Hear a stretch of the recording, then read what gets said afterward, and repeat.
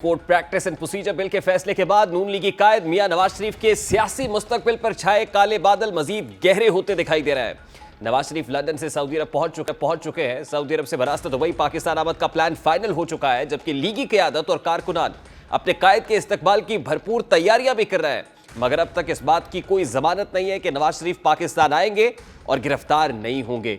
साथ ही Supreme Court practice and procedure bill के फैसले के बाद उनकी नाअहली का दाग भी आसानी से धुलता हुआ दिखाई नहीं दे रहा है। सवालात तो बहुत सारे हैं। सवाल यह कि क्या -1 करते करते -2 होने जा रहा है? क्या नवाज शरीफ सियासत में हिस्सा ले पाएंगे?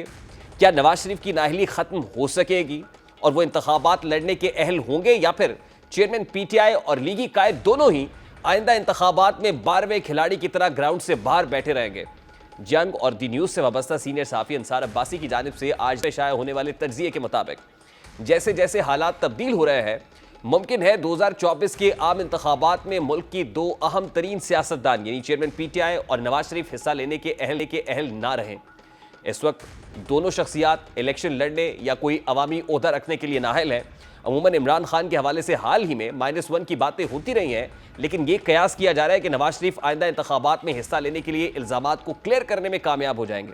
नून लीग अब भी यही समझती है, लेकिन supreme Court practice and procedure act 2023 के मुतालिक ताज़ा तरीन फैसले की वजह से नवाज शरीफ के इल्ज़ामात क्लियर होने के इम्कानात कम हो चुके हैं। सुप्रीम कोर्ट ने अगरचे इस एक्ट को बरकरार रखा है, लेकिन अदालत ने सेक्शन 5 की ज़ेली दफ़ा 2 की तौसीक नहीं की, जिसमें अपील का हक दिया गया था।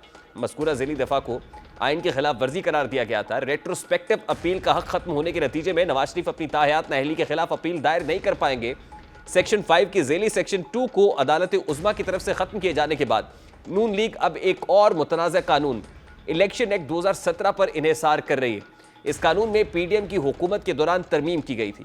नून लीग इस बात पर इसरार करेगी कि नवाज शरीफ की ताहयात नाअहली अब गैर मुतल्लिका हो चुकी है। इलेक्शन एक्ट की सेक्शन 232 में तरमीम की गई है और इसमें नाअहली का अरसा 5 साल मुकर्रर किया गया था। इसमें कहा गया है कि आइन के आर्टिकल 62 के तहत नाअहली की मुद्दत 5 साल से ज़्यादा नहीं होगी। आइन में सज़ा की मुद्दत मुतय्यन ना होने पर रुकन पार्लियामान की नाअहली 5 साल के लिए तसव्वुर की जाएगी। सुप्रीम कोर्ट की जानिब से पनामा केस में सादिक और अमीर मियां नवाज शरीफ को आर्टिकल 162(1)(f) के तहत नाअहल करार दिया गया था और नून लीग की राय है कि अब इलेक्शन एक्ट में तरमीम नवाज शरीफ को फ़ायदा देगी। उधर निगरान वज़ीर आज़म अनवारुल हक काकड़ ने कहा है कि साबिक वज़ीर आज़म किसी डील के तहत वापस नहीं आ रहे। एक निगरान हुकूमत इस तरह की डील का हिस्सा कैसे हो सकती है और फिर क्यों होगी? ये भी कहते हैं कि मियां नवाज शरीफ साहब एक अदालती फैसले के तहत मुल्क से बाहर गए तो इस वक्त इमरान खान की हुकूमत थी। इस वक्त ना तो निगरान सेटअप और ना ही पीडीएम जमात की हुकूमत थी। निगरान वज़ीर आज़म ने कहा कि मियां नवाज शरीफ को वतन वापसी पर कुछ कानून का सामना करना होगा और इन सवालात के जवाबात भी कानूनी हैं। उधर लीगी क़यादत अपने कायद के इस्तकबाल के लिए भरपूर तैयार है और नैरेटिव बिल्डिंग भी की जा रही है। ज़्यादातर नैरेटिव इकोनॉमिक सेंट्रिक है और वो इकोनॉमी को ही प्रेफर कर रहे हैं कि आके माशी तौर पे मुल्क का किबला दुरुस्त हो जाएगा, और इसीलिए जिस परवाज़ से वो आ रहे हैं उस खुसूसी परवाज़ का नाम भी उम्मीद पाकिस्तान रखा गया है। लीगी क़यादत इस वक्त क्या बयानियाँ बना रही है, ज़रा वो भी आपको दिखाता है। अक्टूबर को आपको नवाज शरीफ का वालिहाना इस्तकबाल करके पूरी कौम को साबित करना होगा कि हम इंशाअल्लाह नवाज शरीफ के परवाने हैं। नवाज शरीफ के बगैर मेरा मुल्क पाकिस्तान रुल गया है। नवाज शरीफ हमेशा मुल्क को ठीक करके दिखाता है अल्लाह के फजलो करम से, और इस बार फिर इंशाअल्लाह ताला करके दिखा देगा। अब जिस खुसूसी परवाज़ में मियाँ साहब वापस आ रहे हैं, इतलात ये है कि 152 अफराद उस परवाज़ में सवार होंगे। नवाज शरीफ के हमरा पार्टी कारकुनान और सहाफ़ी भी पाकिस्तान पहुँचेंगे। कायद मुस्लिम लीग नून नवाज शरीफ इस वक्त जद्दा में मौजूद है। उन्होंने गुज़श्ता रोज़ उम्रा की सादत भी हासिल की है। नवाज शरीफ जद्दा में शाही ख़ानदान के अहम अरकान से भी मुलाकातें करेंगे। ज़रा ये कह रहे हैं 21 अक्टूबर को वतन वापसी पर नवाज शरीफ मीनार पाकिस्तान जलसे से खिताब करेंगे और इसी जलसे की इजाज़त लेने के लिए मुस्लिम लीग नून के रहनुमा बिलाल यासीन ने मीनार पाकिस्तान ग्राउंड में जो इजाज़त है उसके लिए डिप्टी कमिश्नर को बाकायदा दरख्वास्त भी दे दी है। दरख्वास्त में 15 अक्टूबर से 21 अक्टूबर तक इंतजामात और जलसे की इजाज़त मांगी गई है।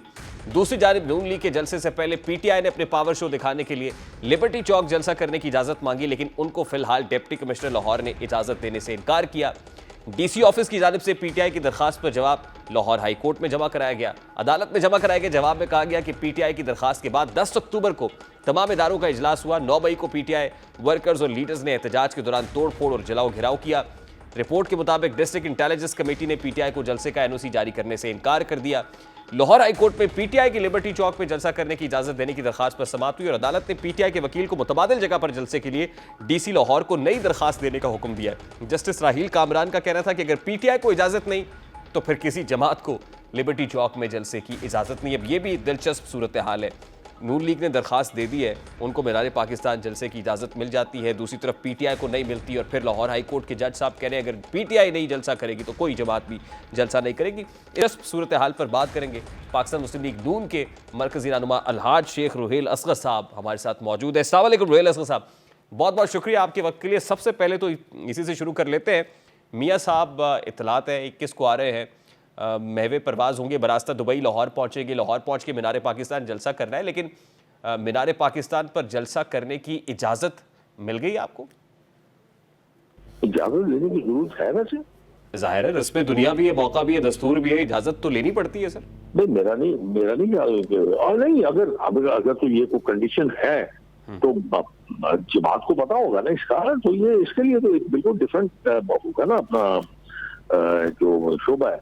तो डेफिनेटली अगर ऐसी बात है तो जरूर की होगी उन्होंने। हमारी इत्तलात के मुताबिक कमिश्नर लाहौर को एक दरखास्त गई है, लेकिन आज ही लाहौर हाई कोर्ट में एक समाअत हुई है और उसमें क्योंकि आपको पता होगा कि पीटीआई भी जलसा करने का इरादा रखती है 16 अक्टूबर को, और फिर उन्होंने 10 अक्टूबर को एक दरखास्त भी दी, दरखास्त मुस्तरद कर दी गई कमिश्नर की तरफ से। वो मामला लाहौर हाई कोर्ट में गया। लाहौर हाई कोर्ट के जज साहब ने, जस्टिस राहील, ये कहते हैं कि अगर पीटीआई जलसा नहीं करेगी फिर कोई और जमात भी जलसा नहीं करेगी। शायद उन जज साहब का कोई रिश्तेदारी होगी उनके साथ, मुझे तो इसका नहीं है, मुझे तो नहीं पता। अच्छा, लेकिन नून लीग जलसा करेगी बाहर सूरत, ये कह रहे हैं हम। देखिए नहीं, मैंने तो आपको अर्ज की है कि ये तो आपको वो शोबा जो इस चीज को देख रहा है, जो इस चीज को सामने रखे हुए है, वही आपको बता सकता है। मैं उस शोबे के अंदर नहीं हूँ।